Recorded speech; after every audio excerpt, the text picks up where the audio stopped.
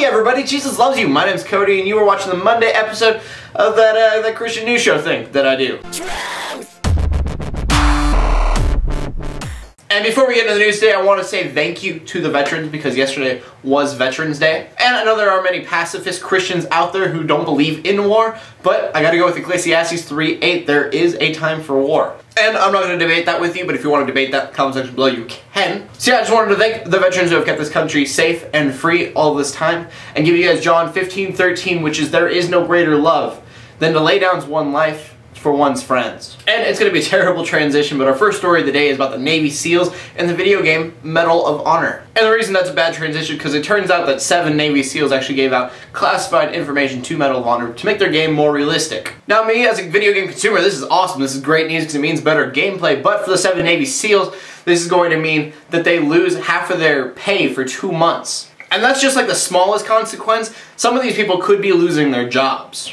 Some of the classified information they're giving out are things like the gear that's only specific to their team, or different protocols, stuff that really matters. And the reason that this is going so public is because it's not the first time that's happened. One of the people that leaked out the classified information was actually part of the team who killed Osama bin Laden. And another one of his teammates got in trouble before because they wrote a book about it. And the argument going on right now is that in other countries they don't use American video games to train against Americans. But I think a pretty solid argument against that is because it hasn't been real enough yet. If you have this realistic of gameplay going on, then you're giving other countries a fun way to learn how to kill you. And on our next story, I really don't know where I stand on the topic. See, there's a school district in California that allows you to take your kids from school for moral or religious teaching. Which personally I think that's great. Part of me wonders, should you be doing that during school or should you be doing that after school? But the idea is awesome. The part that I'm kind of off on is the fact that a church went to court about it and said they weren't allowed to leave religious material at the school that just advertised that people could be going to their religious or moral teachings. And after going to court about this, they did pass saying that it was against the First Amendment,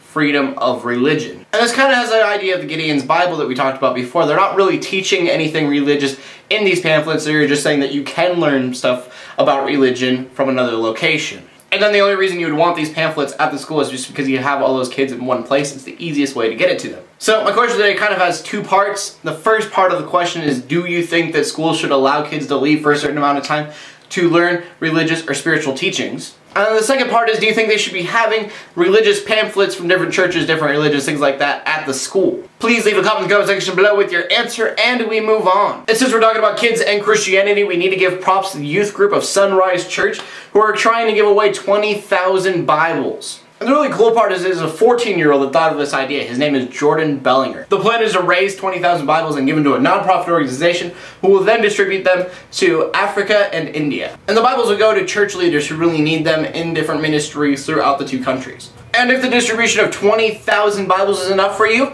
how about 100 million? Because Amity Printing Company, the only printing company in China that is allowed to print Bibles, just announced Thursday that they have printed 100 million Bibles in their time. And this is amazing news because if you know anything about China, China has huge laws against Christianity. It's illegal to be Christian in China, but it might as well be because there are so many laws and it is so government-led in China to be a Christian. Matthew 11:12, from John the Baptist until now, the kingdom of heaven has been forcefully advancing and forceful men lay hold of it. And if you don't think the Christians are forceful, you obviously haven't met a Bible thumper. Thump, thump, thump, thump, thump, thump.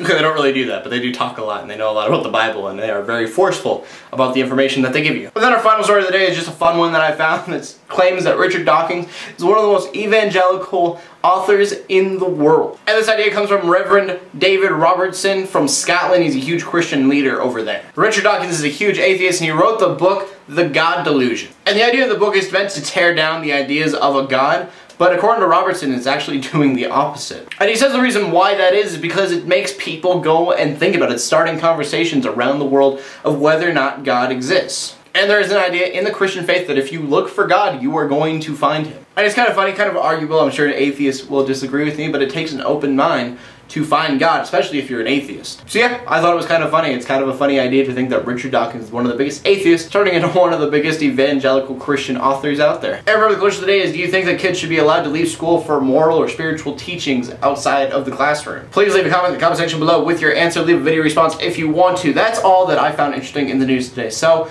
in closing, let the haters hate, let the Christians pray, and to everybody like, subscribe. I'll see you later, and God bless.